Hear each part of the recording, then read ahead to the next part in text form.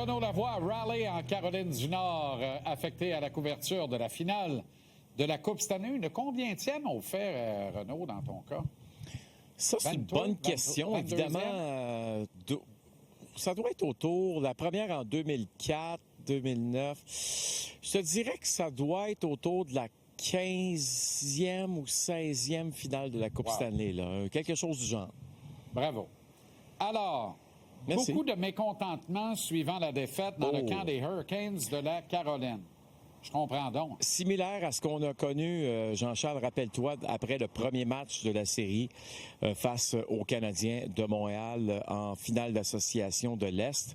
Et on avait fait beaucoup de vidéos, rappelle-toi, du côté des Hurricanes après la rencontre face aux Canadiens, toujours match numéro 1. Rod Brind'Amour nous avait dit on n'a pas pratiqué sur la glace, mais je peux vous garantir qu'on a pratiqué. Ça veut dire qu'il a mis ses joueurs au défi pendant la séance vidéo. Puis le but hier, le but gagnant qui fait la différence, est un exemple probant de comment on joue mal dans la zone défensive. Et ça fait en sorte qu'on place des rondelles aux bons endroits du côté des Golden Knights. On exploite cette défensive. Ça donne ce que ça donne. C'est un but de toute beauté. Maintenant, est-ce que Rod Brind'Amour a dû hausser le ton aujourd'hui? On l'écoute. Guys nowadays, they don't understand what tearing into people is. Trust me. But, you know, you got to keep it real. I mean, it's some not very good things happening in those games last night. So, you know, we keep it real, and then that's the only way you're going to learn. And I know, I don't think anyone said I tore into them. That's not my style. But you got to learn. We got to get better. That's just the bottom line. Et tu sais, je t'avais parlé justement à 17h du fait que Rod Brind'Amour, c'est une autre génération que celle de John Tortorella, qui n'a pas peur du conflit. Il nous l'a dit dans l'entrevue, évidemment, que j'ai réalisée avec lui un peu plus tôt cette semaine. Mais en bout de ligne, là, Jean-Charles, là, ce qu'il dit, c'est « Hey, savez-vous quoi? Il n'y a personne aujourd'hui dans la Ligue nationale qui sait vraiment ça veut dire quoi ramasser quelqu'un, là. Parce que Rod Brind'Amour a fait ses débuts dans la Ligue nationale à la fin des années 80. Quand les entraîneurs rentraient dans le vestiaire et commençaient à faire des séances vidéo, là, on ramassait les gars left and right, comme on dit. Puis on ne se gênait pas parce qu'on était, à cette époque-là, puis là, je veux pas manquer de respect à personne, mais on était assez hommes pour l'accepter. Là, aujourd'hui, il faut que tu fasses attention, il faut que tu flattes dans le bon sens du poil. Parce que moi, je me rappelle de Guy Boucher, là, il coachait les Sénateurs, m'avait dit, Renaud, si aujourd'hui, tu dis à un jeune joueur, tu montres quelque chose sur une vidéo où tu t'en prends à lui, tu vas le perdre pendant 2 semaines. Il sera plus capable, là, d'accepter ça. Alors qu'à l'époque où toi et moi, on a grandi, une autre époque, évidemment, écoute, donne-moi-en, là. Si tu veux être dans ma face, donne-moi-en. Sais-tu quoi?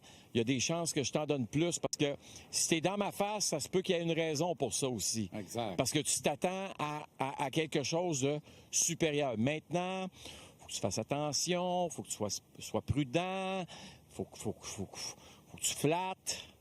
D'ailleurs, j'ai réalisé une entrevue avec Rod Brind'Amour, là, puis on va la diffuser un peu plus tard cette semaine, puis je pense qu'on va rire ensemble. À l'époque, Renaud, on ne naissait pas roi. À la limite, bon prince, mais on finissait au cricket. Fait que aujourd'hui, il n'y a que des enfants rois.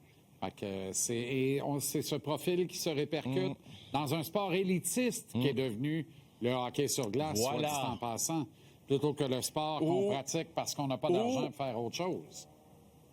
Où tu grandis, en plus de ça, puis c'est pas la faute des coachs, hein, c'est la faute peut-être aussi, je vais le dire, des parents qui regardent leur kid qui a 10 ans, hey, tabarouette, il est bon, mon kid. Puis là, tabarouette, il est tellement bon, tu l'as mentionné, il est tellement bon, puis là, on le surprotège. Là, tabarouette peut pas être parlé, il n'a jamais été parlé de sa vie. Exact. C'est ce que je te dis. Ben non, exact. OK, la question qui était brûlante après le premier match de la série entre les Canes et le Canadien se doit de l'être pour vrai, là. Moi, j'ai toujours dit, rentre 25 shots, tu vas gagner la game contre les Canes parce qu'Anderson, tant qu'il est là, si tu cadres 25 rondelles, t'en mets au moins 4 dedans. Bien, hier, Vegas en a mis 5 dedans sur 25 lancés. Il n'y a pas de place où aller, Renaud. C'est un gars de 800. OK, on va s'amuser.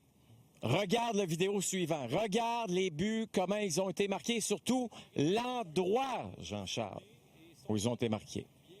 Ah, là, c'est le premier. Bon, il y a eu de la circulation. Le deuxième.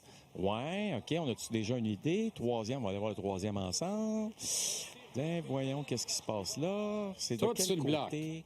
Où on l'a... Et voilà, tu as tout compris. Tout sur le bloc. 5 buts marqués de façon identique du côté du bloqueur, du biscuit, comme on disait à la belle époque, du gardien de but, Frederick Anderson. Est-ce que tu penses que notre ami Thomas Hertel, lorsqu'il s'est présenté devant lui, a réfléchi une petite seconde, la rondelle non. allait aller où?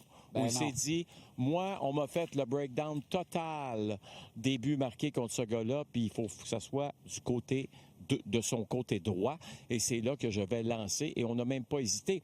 Quand je regarde le premier match des Canadiens dans la série face aux Hurricanes, c'est pas tous des buts qui ont été marqués de ce côté-là, mais du côté des Golden Knights, OK, on a décidé de l'exploiter demain ensemble. Jean-Charles, on regarde ça. Est-ce que c'est vraiment la recette gagnante pour les Golden Knights face à Frederick Anderson? Et si ce l'est, encore une fois, je te garantis que tu as vu Frederick Anderson pour la dernière fois de cette série. Ben oui, puis à l'opposé hier, j'ai 2 points là-dessus, mais à l'opposé hier, Renaud, je pense qu'on a battu 3 fois sur 4 Carter Hart du côté du biscuit aussi. Je sais que tu l'as mentionné, je l'écoutais tantôt, effectivement. Au moins 2 fois. Oui, tu avais raison. Ton point était valable. Ton point était valable, Jean-Charles. Et je pense que le Canadien avait les mêmes rapports sur Anderson, parce que rappelle-toi la prolongation du match numéro 2. Nick Suzuki parvient seul, rate le filet à la droite d'Anderson. Oui. Clairement, il tente de viser le côté droit, le côté du bloqueur. S'il marque là-dessus, on rentre à Montréal à 2-0 dans la série. Je dis pas que le Canadien finit par éliminer les Hurricanes, mais on change de ton du côté de la Caroline, parce que côté de Montréal, on grossit puis on grandit encore un peu plus avec une deuxième victoire. En fait, ça, c'est un match qui avait eu lieu à Montréal, Jean-Charles, où il passe, évidemment, à côté là, du c'est le match numéro 3, tu as raison. Match numéro 3 exact. Qui nous redonnait les vents dans la série. C'est ça. Mike Madison frappe tout de suite après la barre horizontale. Ouais. Écoute, c'est des chances en or du côté des Canadiens de Montréal. Incroyable. Bon, il y avait un intrus à l'entraînement des réservistes aujourd'hui. Oui. Bon, premièrement, Jesperi Kotkaniemi, là, écoute, sa Maserati, là, tu devrais voir ça dans le stationnement de l'équipe. C'est à peu près la plus belle affaire qu'il y a à voir de quelqu'un. Ben, en tout cas, je peux te dire que dans le parking, c'est lui qui a le char. Ça, je peux te le garantir. Il était sur la glace, évidemment, aujourd'hui. Il n'a pas tout perdu. Non. Avec notre bon ami Nicolas Deslauriers, ce sont les 2 réservistes, évidemment, chez les attaquants. Mais là, j'arrive sur le bord de la glace, là, puis là, je vois qui? Andrei Svechnikov, qui est sur la patinoire avec les réservistes de l'équipe. Le seul. Moi, je vais te dire une chose, puis je le répète souvent à mes collègues, puis ils me disent, non, Jacob Slavin. Mais moi, s'il y a un joueur chez les Hurricanes que je veux dans mon équipe, que je prends demain matin, c'est ce gars-là. Et il m'a encore une fois prouvé aujourd'hui que c'est un gamer, c'est un gars insatisfait, c'est un gars qui veut trouver une façon de trouver des solutions dans une journée où il n'y a pas grand-chose à faire chez les Hurricanes à part du vidéo, ce qu'on avait fait avant. Lui, il se dit, sais-tu quoi? Moi, je vais mettre mon équipement, je vais aller patiner, je vais aller essayer de trouver des solutions, même si c'est facultatif. Ce gars-là, c'est un de mes préférés, sinon mon préféré chez les Hurricanes hier. C'est 3 grosses mises en échec. Est-il capable d'en donner plus? Évidemment. Mais permets-moi de rêver un peu. Mettons que tu as un côté, tu as Juraj Slafkovský, puis de l'autre côté, tu as un gars comme Andrei Svechnikov. On va dire de quoi, là? Le Legend of Doom, là, on est rendu à un autre niveau, là, comme à la belle époque des Flyers de Philadelphie avec notre ami Eric Lindros, entre autres, et John Leclerc.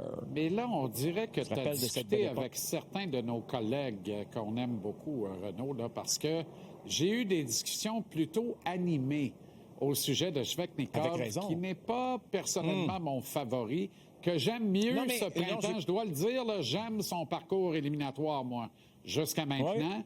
Mais jusqu'ici, je trouvais que, tu sais, les Hurricanes là, qui finissaient jamais par aboutir, là, puis je me disais, Brindamour, quand il se revire, il voit le 37, il détourne le regard parce qu'il dit, lui, c'est pas avec lui c'est pas lui qui va me charrier. Là, on dirait qu'il est en train de le faire. Ça peut pas être Sébastien Aho. Oui, exact. Mais ça a pris... Ça peut pas être Sébastien alors, Aho.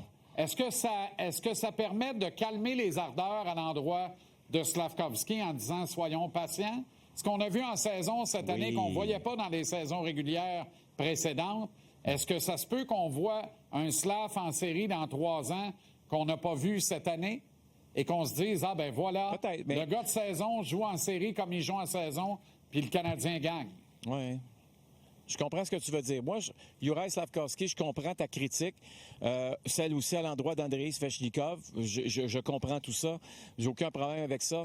Par contre, ce sont des joueurs qui ne trichent pas la game, qui vont bloquer des lancers, qui vont se sacrifier. Pour moi, ça a aussi son importance parce que tu n'essayes pas de tricher et tu respectes donc ce que Martin Saint-Louis appelle les règles du jeu, les règles de la game. Ça ne veut pas dire une pénalité là, ou un dégagement refusé ou un hors-jeu. Il y a des règles dans la game et ces gars-là respectent les règles de la game. Mais permets-moi, je vais le répéter, de rêver. D'un côté, Slavkovski, de l'autre, Andrei Svechnikov. Je vais te dire de quoi on a notre version des Flyers de Philadelphie des années 2000. Là. Et ce fameux, ou 90, on va me dire, le fameux Legend of Doom. Eric Lindros. C'était quelque chose. John Leclerc et Michael Renberg. Oh, my goodness gracious. And glorious. Bonne soirée à Raleigh, mon cher Renaud. Juste à y penser.